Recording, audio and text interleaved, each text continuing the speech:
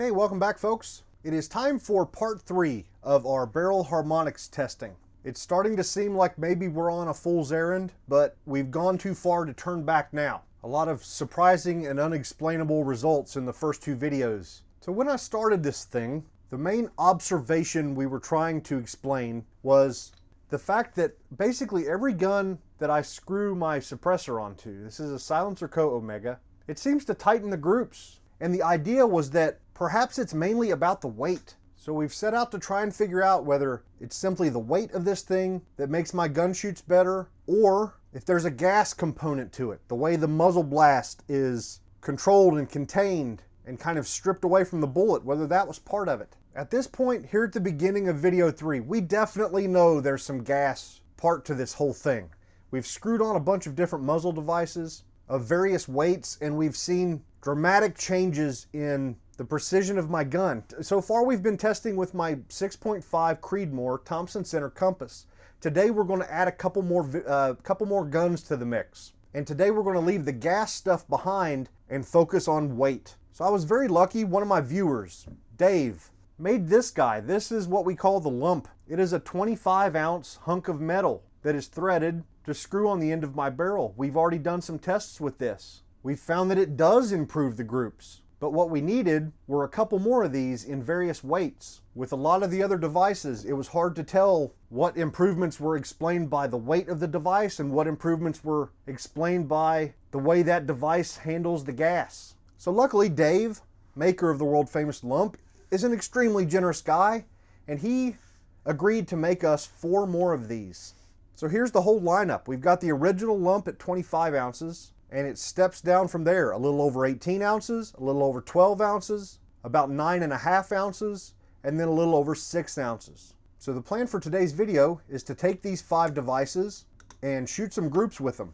As I mentioned, we're expanding into other guns. The first is going to be my 6.5 Grendel AR-15. It has an 18-inch Faxon match series heavy fluted barrel, and some of our, we haven't had this barrel all that long, don't have that many rounds through it. But our testing so far has shown that it is a much better shooter when I have the suppressor on it. Of the bullets and powders we've tested with this gun so far, the best I could come up with for it was the 135 grain Berger Classic Hunter. The very first video we did with this bullet in that gun, the groups were incredible. I did a follow-up video and wasn't quite able to duplicate the magic. The groups were a little bit bigger, so don't really know what to expect going into this test, but it's the best load I've got. We're using 28 grains of Alliant Power Pro varmint with a CCI 450 primer. Now I did have a limited number of bullets, so I loaded all that I had and came up one short. One of our videos today with the Grendel is going to be a 4-shot group instead of a 5-shot group, but it's not a big deal.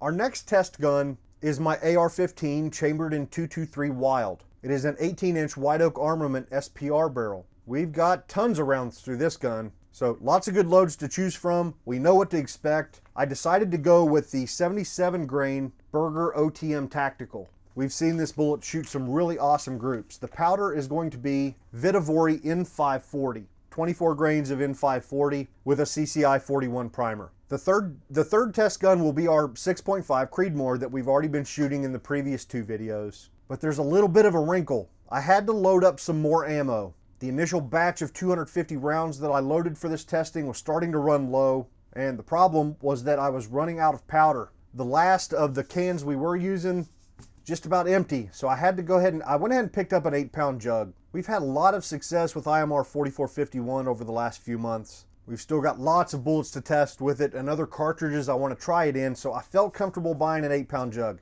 I generally end up regretting buying 8-pound jugs just because I switch powders so much for our various testing here that I've got some 8-pounders that I don't think I'll ever shoot through. But hopefully this one won't be one that I regret. Oh, actually, as I was pointing there, I forgot to mention Dave also made an adapter because of course my 223 barrel has smaller threads. So we used this to adapt the lumps onto that guy. So that's it. I think that's enough yapping. I've already shot this. I've already got the range footage edited down. It's like 10 or 11 minutes, I think, because this is 104 shots. So a lot of shooting, but I've tried to compress it. So we'll head out to the range and then come back and talk about the results. All right, folks, I want to start out in 6.5 Grendel with our 18-inch Faxon Match Series heavy fluted barrel. We're going to shoot 7 groups at 100 yards. We're going to start with the bare barrel, absolutely nothing on the barrel, and then we'll increase in weight through our 5 different lumps, and then we'll finish off with a group with the suppressor. So let's get started.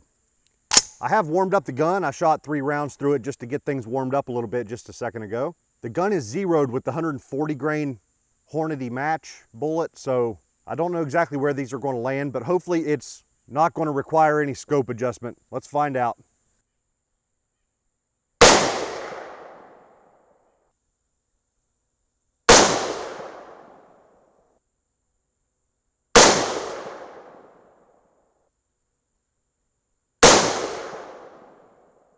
Okay, so we were a little bit high, but that's okay.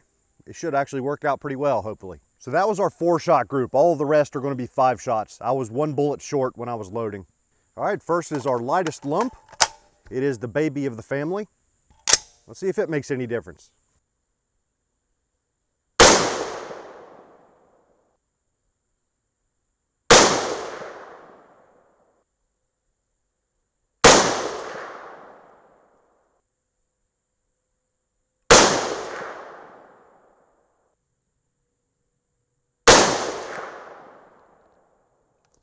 Well, that was definitely some immediate improvement.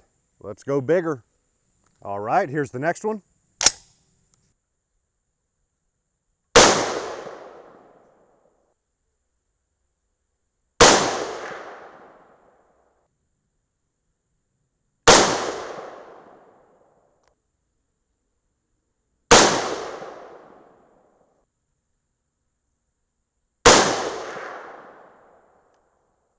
I should really make a scope adjustment, but I don't want to.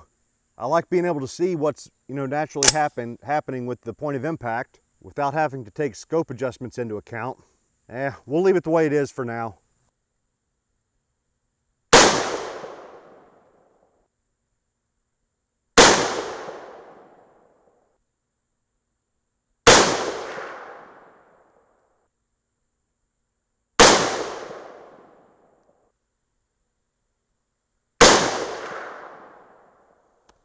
Wow, so that's a point of impact shift I didn't expect. I never expected to go upward as we move along.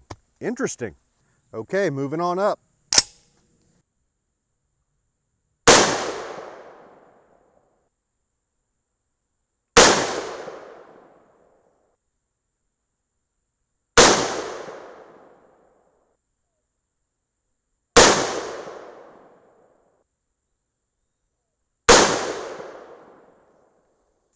All right, now we're back to the OG lump. I need to make a scope adjustment. So I've come left 1 minute. Yeah, if I didn't make that adjustment, we were going to be off the paper on our last group, which would suck. Here we go.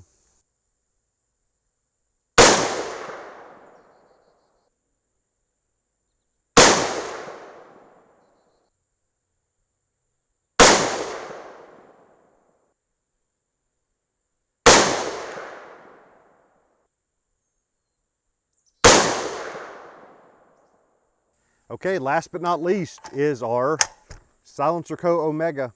I haven't adjusted the gas block for this guy, so this is going to be way over gassed. Hopefully it doesn't tear up my brass too bad.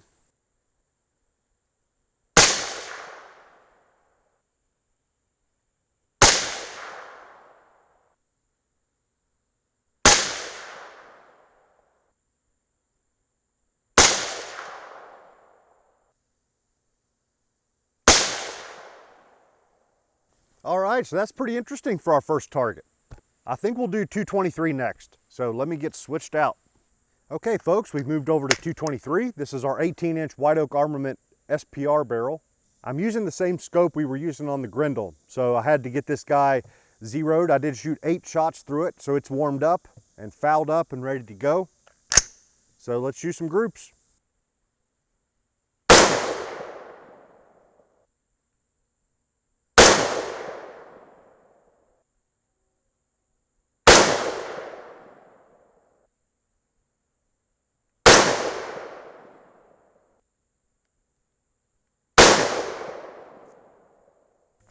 Okay, here's the baby lump.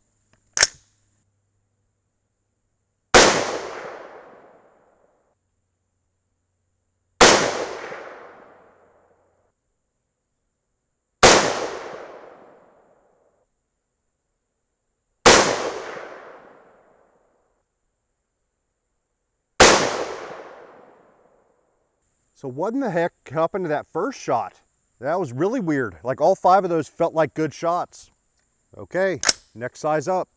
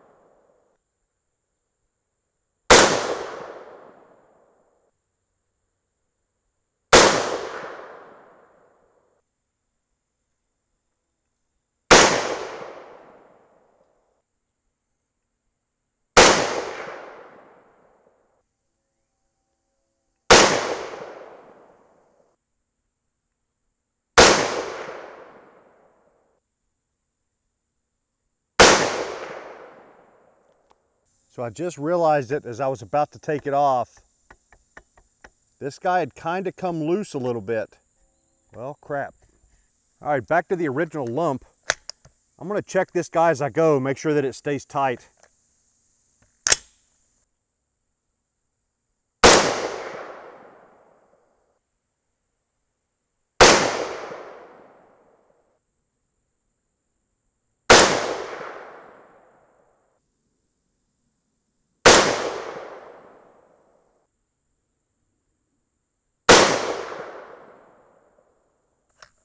Okay, last up, suppressor back on.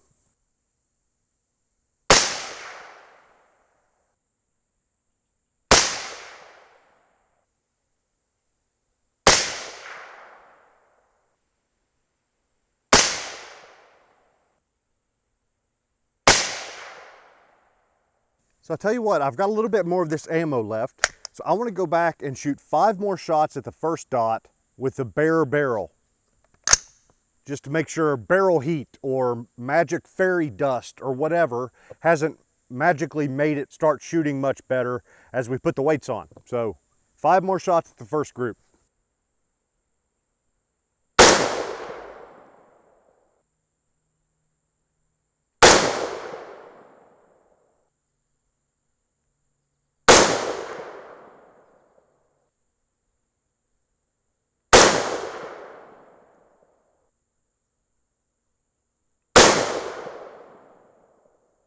Yeah, so I think 3 or 4 of those actually did go into a halfway decent group, but I think one of them was way out there to the left. All right, time to switch over to 6.5 Creedmoor. All right, 3rd time through the gauntlet. This time it is 6.5 Creedmoor with our Thompson center compass. We're going to do everything in the same order. I did shoot a couple rounds through the gun to warm it up, and we're ready to go.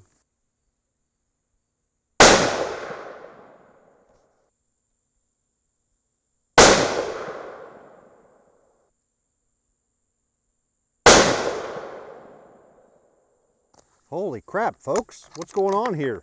Did this gun magically learn how to shoot with the bare barrel while I wasn't looking?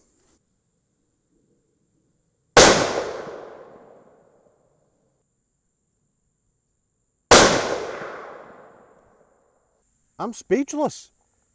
Like, that's not a bad group at all. It's definitely the best group we've ever shot without anything on the muzzle. The only thing that's really changed is this is a different lot number of powder, but it's the same bullets, same brass, all that stuff. All right, let's just, let's move forward like normal, see what happens. All right, so the baby lump is first.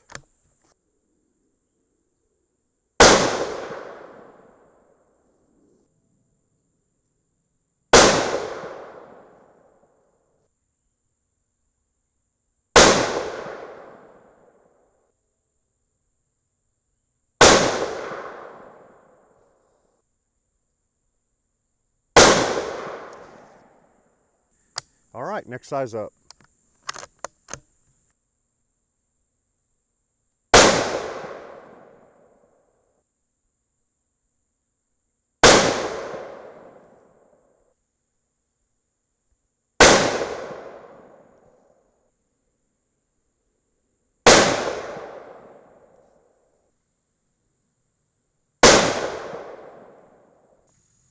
Okay, lump number 3.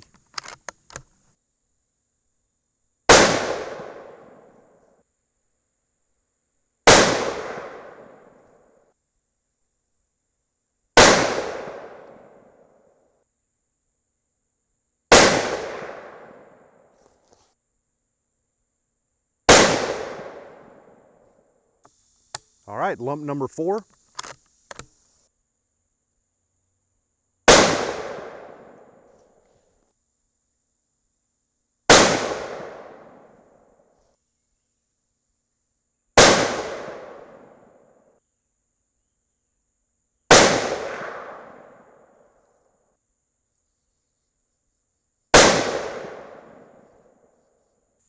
All right, now the original recipe.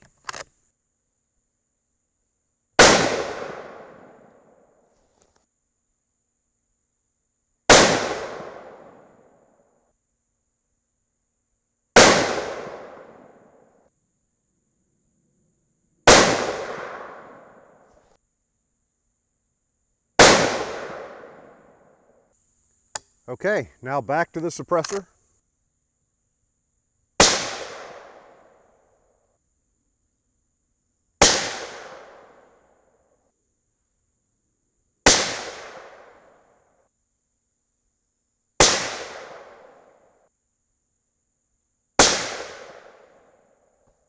I've got plenty of ammo here. I think we've got to go back and shoot 5 more with the naked barrel because I just don't trust that first group. So let's take off the suppressor and do that.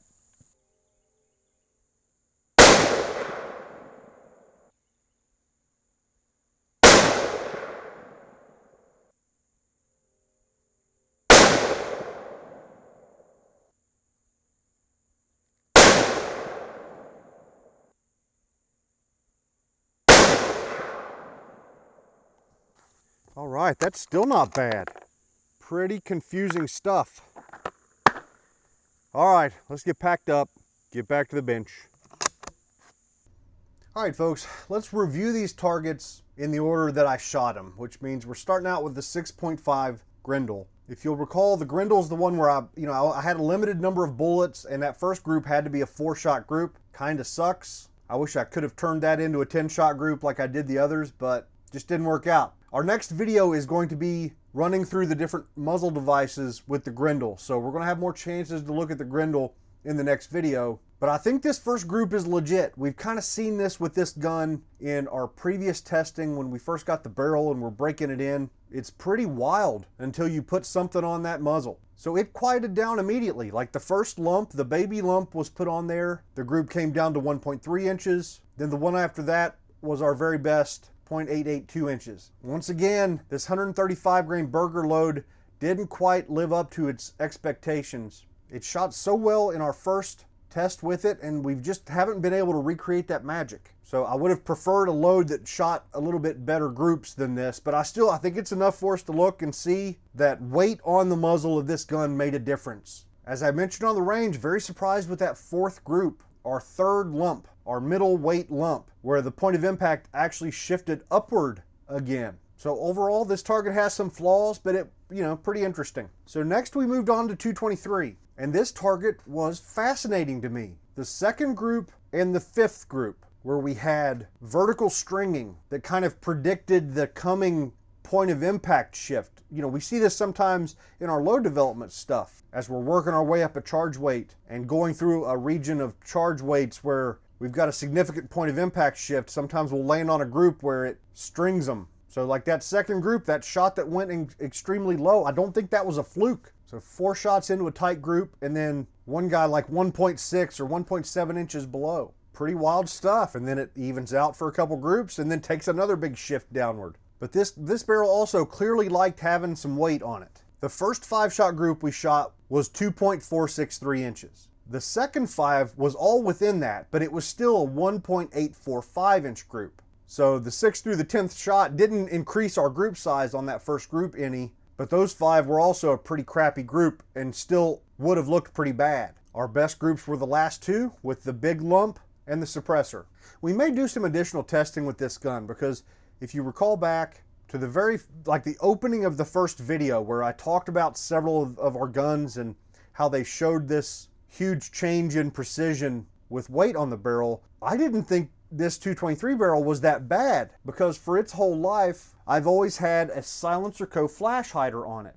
But when I finally took this guy off for this series and shot it with a truly bare barrel, the groups opened up bigger than we've ever seen with this gun. So this barrel, in my upper, certainly likes something on there, even if it's just this guy. And as we've seen in the first 2 videos in this series, at this point, I have no way of predicting what a barrel's going to like or what it's not going to like. So extremely interesting target with the 223 as far as I'm concerned. Now our last set of groups here with the 6.5 Creedmoor, I don't even know what to think. Our first 5 shots with the naked barrel went into 0.595 inches. The second 5 that we shot at the end was a 1.134 inch group for a total 10-shot group of 1.421 inches. So what do we believe here? Like, did we just get lucky? Like we happened to string together 5 magical shots that grouped well without the, with nothing on the barrel? Or are we in a situation where my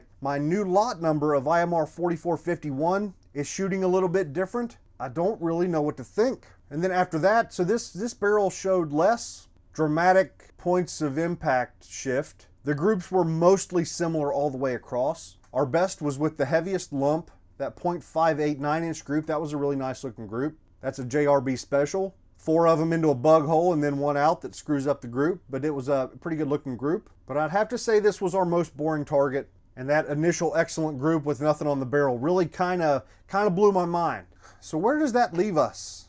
Well, I'm starting to feel better about my initial thoughts going into this series of just dead weight on a barrel and the damping effect it might have would be a big deal. And I think today's targets seem to support that. But what we've learned by shooting some of these other devices is there's a whole lot more to it.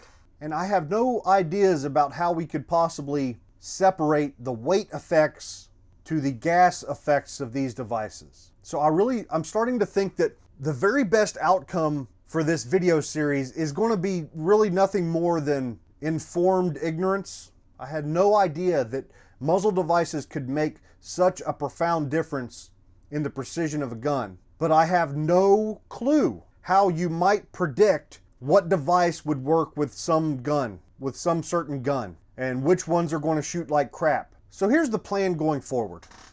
I have 50 more rounds loaded up for the 6.5 Grendel. It's the only other 6.5 millimeter gun that I own, except for my AR-10 6.5 Creedmoor. That's a much heavier barrel, and we showed back in video 1 that it doesn't really seem to be affected quite as much as these thinner, sporter, or lighter barrels that we shot today. So I'm going to run back through the devices with the Grendel. What I'll be looking for in that video is to compare what we see from the Grendel to what we saw with the Creedmoor. So is the Harrell's tuner brake, is it going to shoot well? The VG6 Gamma 6.5, which the Thompson center compass really loved, is it also going to be one of our better performers in the Grendel? The Silencerco flash hider that the Thompson center compass loved. We already know that my 223 barrel loves this. It's had one on it its whole life and shoots decent with it. I've never had one on the Grendel before. So it'll be interesting to see that. Now, a sample size of 2 guns isn't going to really be enough to be certain, but I hope that we do see the devices that the compass liked. I hope the Grendel likes them. This entire situation will be easier if we can say that, what devices tend to shoot well and which devices tend to shoot poorly. Because if it is truly on a gun-by-gun basis and you never know there's no way to predict which one a gun might like, we are totally screwed out here as a gun shooting community. Like, how in the world do we buy a muzzle device when we can't predict how our gun is going to shoot with it? So that's the next video. It'll be up quick here within a day or 2, as soon as I get an evening that isn't raining to go out and shoot these. I'm also going to have a separate video on the LimbSaver barrel Deresonator. These guys, the rubber barrel Deresonators, which showed some promise on the Thompson center compass. We got a little bit goofy in the last video trying to combine this with some of the devices, and the results weren't great, and my audience jumped all over me. I deserved it. Everybody was screaming that, you got to move it around. You got to tune these things to find where it needs to be on the barrel for any given situation, any given ammo. So I'm gonna have a video just on these guys, and I'll have a video on this guy, the Harrell's tuner brake. It's been pretty impressive so far, but we really haven't even scratched the surface of all of its tunability. So that'll be a video. And that'll probably be it, and then we'll move on. We'll get back to reloading. And I might actually take a little break before I do the LimbSaver video and the Harrell's video, and do a couple reloading videos instead, because this has been educational, but it's frustrating. I don't feel like we're clearly headed towards an answer, and I find that frustrating. So that's where I want to wrap this one up, folks. I'll be interested to read your thoughts down in the comments. As I mentioned, look out, next video with the Grendel and all the devices will be up within a couple days. So I'll see you guys next time.